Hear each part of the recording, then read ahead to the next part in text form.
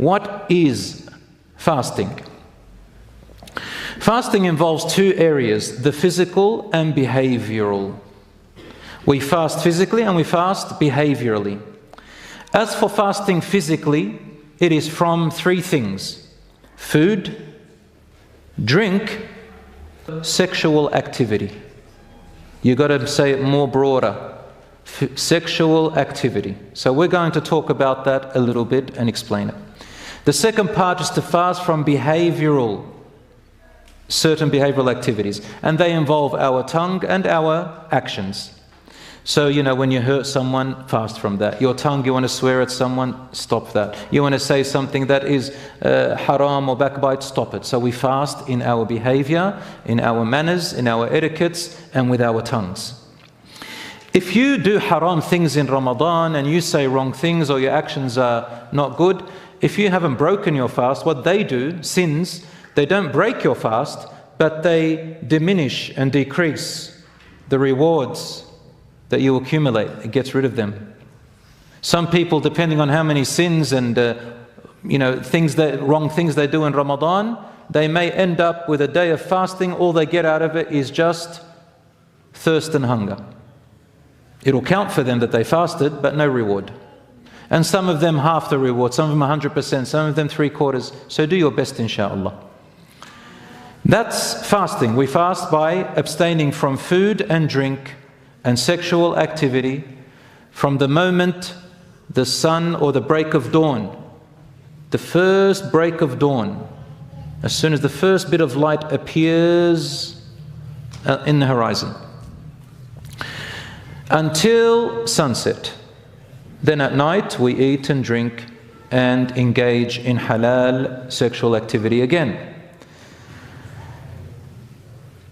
Fasting in Islam is an obligation on every Muslim, male and female.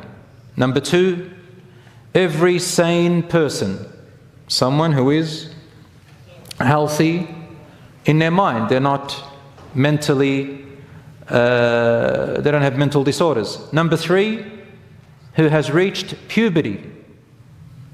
Not puberty in the Western definition, where a person reaches puberty and they still call them a child. Yes, in our social context we say child. But in Islam, a person reaches puberty as soon as the first signs of puberty appear. Then fasting becomes obligatory. Also, a person who is able, physically, you're able, you're not ill, you're not sick, you're able of fasting, you're not too old where your body is weak. And finally, you must make the intention to fast. How many were there? Muslim, sane, puberty, able, intention. 5 things. Fasting is optional. For who?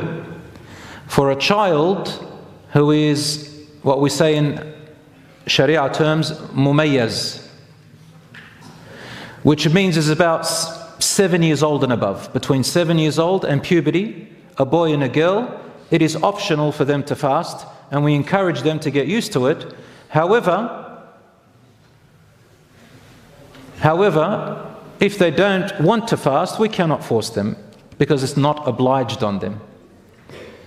And if they do fast, they are rewarded for their fasting, and their fasting is accepted by Allah. But if they choose to break it, no sin upon them. Does that make sense? A child also has to make the intention. We've got to teach our children who are 7 years old, 8, 9, 10, 11, 12, to make the intention. How do you make the intention? Just inside your heart, you want to fast, and it's going to be tomorrow. So the night before they say, okay, I'm fasting tomorrow. They don't have to say it, but you just intend it. But a child's intention is what we call naqis. It's not full intention. What does that mean? It means that they can change their intention at any time and there's no problem. Different to the adult. It is also optional for a person who is able but has a minor sickness or is on travel. If you're traveling more than well, the agreement of the scholars here from this Mujamma al-Fiqhi is about 75 to 80 kilometers out. If you're out that way, not for work, but you've gone to make safar, to stay there, or you've gone on this travel for, a one-off thing or a two-off thing, not a regular, like not a person who goes out for their work and comes back every day. So you're going on safar, travel more than 80 kilometers. Once you reach 80 kilometers, you're still able to fast, but you don't have to.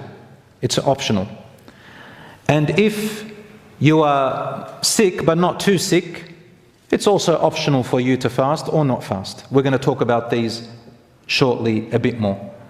Another one who is optional for them to fast or not is a pregnant woman and a breastfeeding woman. A woman who has a mother who is pregnant, or a mother who is breastfeeding a child, a baby that is still under 2 years old.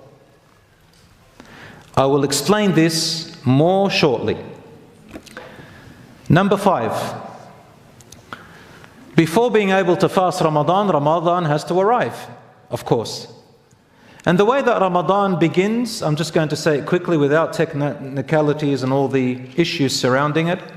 The traditional way, the Islamic Sunnah way, is the crescent has to be sighted on the 29th of Sha'ban.